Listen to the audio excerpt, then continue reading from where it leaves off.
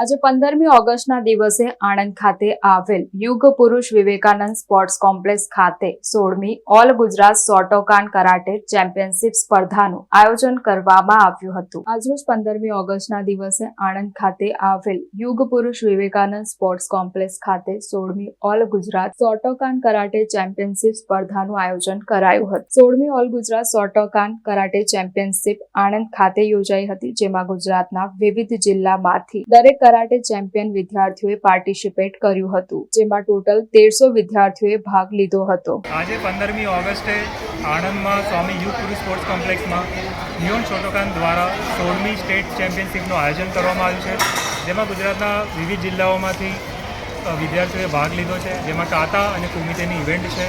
આમ કરીને ટોટલ 1300 વિદ્યાર્થીઓ આખા ગુજરાતમાંથી ભાગ લીધો છે। પહેલા દિવસ એટલે કે આજે શનિવારે 15મી ઓગસ્ટે 800 જેટલા વિદ્યાર્થીઓ રમશે અને બાકીના વિદ્યાર્થીઓ બીજા દિવસે આવશે। આ ચેમ્પિયનશિપનું આયોજન નિયોન શોટોકાન એસોસિએશન દ્વારા કરવામાં આવ્યું છે, જેના ડાયરેક્ટર અને ચીફ ઇન્સ્ટ્રક્ટર હાંસી કલ્પિત ખત્રી સર છે, જેઓ કરાટે ડો ફેડરેશન ગુજરાતના પ્રેસિડેન્ટ પણ છે અને કરાટે ઇન્ડિયા ઓર્ગેનાઇઝેશનમાં જોઈન્ટ સેક્રેટરી પણ છે।